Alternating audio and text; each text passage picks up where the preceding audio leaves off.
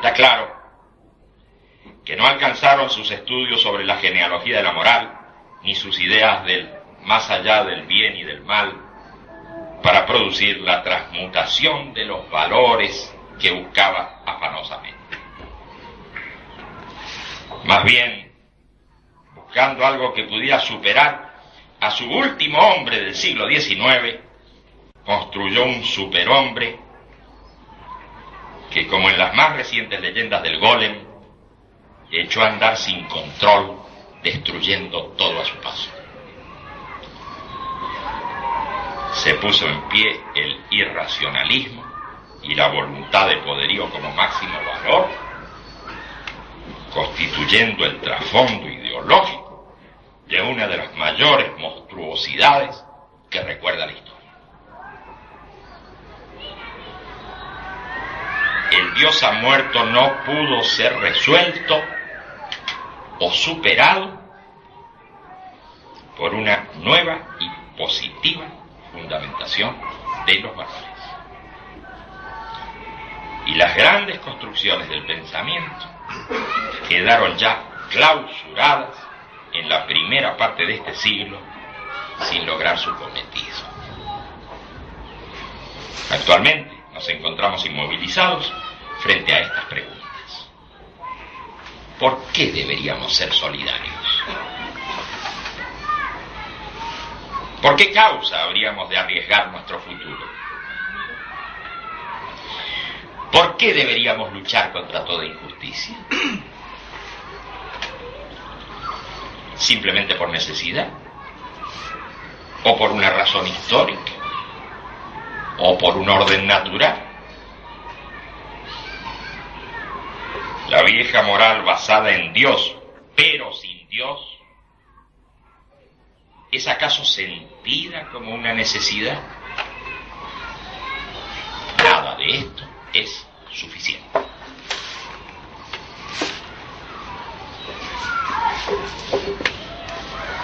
Y si hoy nos encontramos con la imposibilidad histórica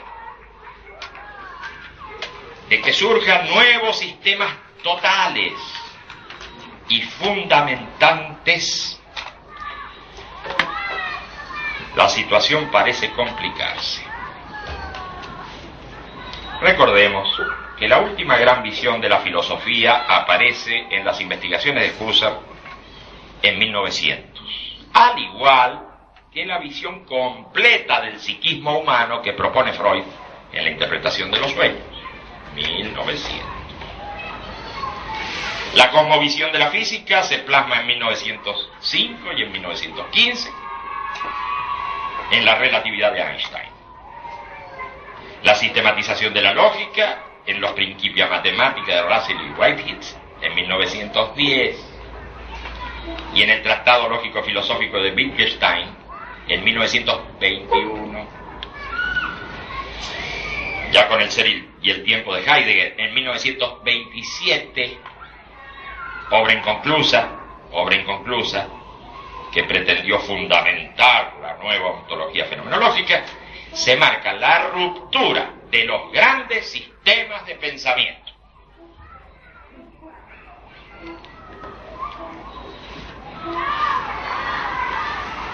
Aquí es necesario recalcarlo, no se está hablando de una interrupción del pensar, sino de la imposibilidad de continuar con la elaboración de los grandes sistemas capaces de fundamentarlo todo. El mismo impulso de esas épocas pasa también por la grandiosidad en el campo de la estética.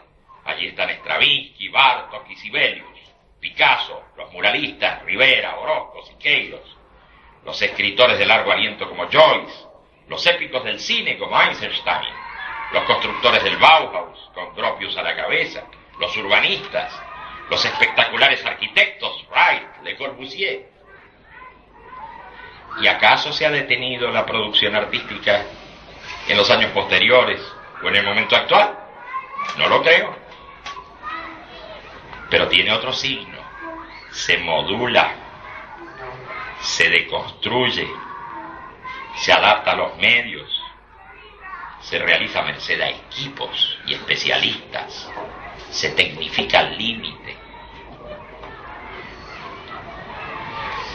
Los regímenes políticos sin alma que se imponen en aquellas épocas y que en su momento dan la ilusión de monolitismo y completitud, bien pueden entenderse como retrasos fácticos de romanticismos delirantes, como titanismos de la transformación del mundo a cualquier precio. Ellos inauguran la etapa de la barbarie tecnificada, de la supresión de millones de seres humanos, del terror atómico, de las bombas biológicas, de la contaminación y destrucción en gran escala. Esta es la pleamar del nihilismo que anunciaba la destrucción de todos los valores y la muerte de Dios de Zaratustra. ¿En qué cree ya el ser humano? ¿Acaso en nuevas alternativas de vida? ¿O se deja llevar en una corriente que parece irresistible y que no depende para nada de su intención? Y se instala firmemente el predominio de la técnica sobre la ciencia, la visión analítica del mundo, la dictadura del dinero abstracto sobre las realidades productivas. En ese magma se reavivan las diferencias étnicas y culturales que se suponía habían sido superadas por el proceso histórico. Los sistemas son rechazados por el deconstructivismo, el posmodernismo y las corrientes estructuralistas. La frustración del pensamiento se hace lugar común en los filósofos de la inteligencia débil. La mezcolanza de estilos que se suplantan entre sí, la desestructuración de las relaciones humanas y la propagación de todo tipo de superchería recuerdan las épocas de la expansión imperial tanto en la vieja Persia como en el proceso helenístico y durante el cesarismo romano. No pretendo con lo anterior presentar un tipo de morfología histórica, un modelo espiralado de proceso que se alimenta de analogías. En todo caso, trato de destacar aspectos que para nada nos sorprenden o nos parecen increíbles, porque ya en otros tiempos afloraron, aunque en diferente contexto de mundialización y de progreso material. Tampoco quiero transmitir la atmósfera de inexorabilidad de una secuencia mecánica en la que para nada cuenta la intención humana. Más bien pienso lo contrario. Creo que gracias a las reflexiones que suscita la experiencia histórica de la humanidad, se está hoy en condiciones de iniciar una nueva civilización, la primera civilización planetaria. Pero las condiciones para este salto son en extremo difíciles. Piénsese en cómo se agranda la brecha entre las sociedades postindustriales y de la información y las sociedades hambrientas.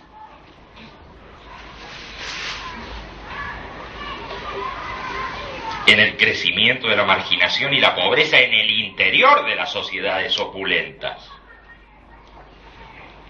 En el abismo generacional que parece detener la marcha de la superación histórica. En la peligrosa concentración del capital financiero internacional.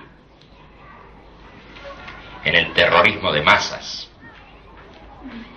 En las secesiones abruptas. En los choques étnico-culturales, en los desequilibrios ecológicos, en la explosión demográfica y en las megalópolis al borde del colapso. Piénsese en todo esto y, sin entrar en la variante apocalíptica, habrá de convenirse en las dificultades que presenta el escenario actual. El problema está, a mi ver,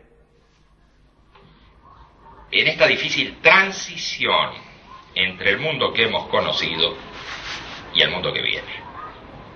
Y, como al final de toda civilización y al comienzo de otra, habrá que atender a un posible colapso económico, a una posible desestructuración administrativa, a un posible reemplazo de estados por paraestados y por bandas,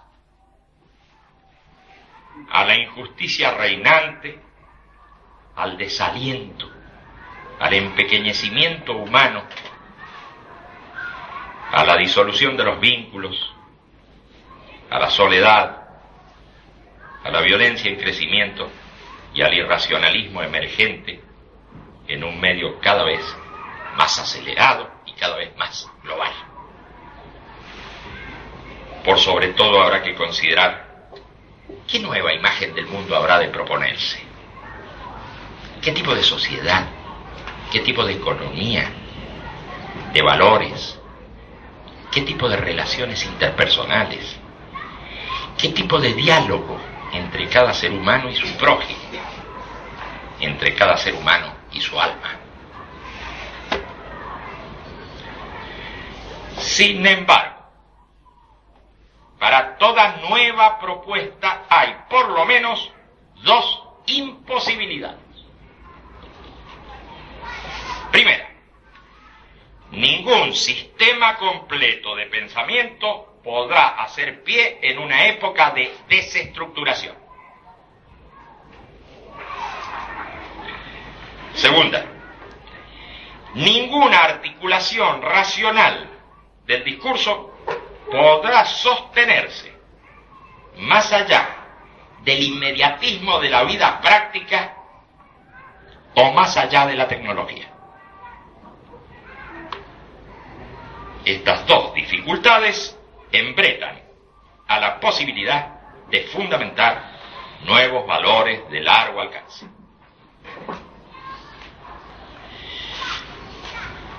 Si es que Dios no ha muerto, entonces las religiones tienen responsabilidades que cumplir con la humanidad. Hoy tienen el deber de crear una nueva atmósfera psicosocial, de dirigirse a sus fieles en actitud docente y erradicar todo resto de fanatismo y fundamentalismo. No pueden quedar indiferentes frente al hambre, la ignorancia, la mala fe y la violencia. Deben contribuir fuertemente a la tolerancia, ir más allá de la tolerancia y propender el diálogo con otras confesiones y con todo aquel que se sienta responsable por el destino de la humanidad. Deben abrirse,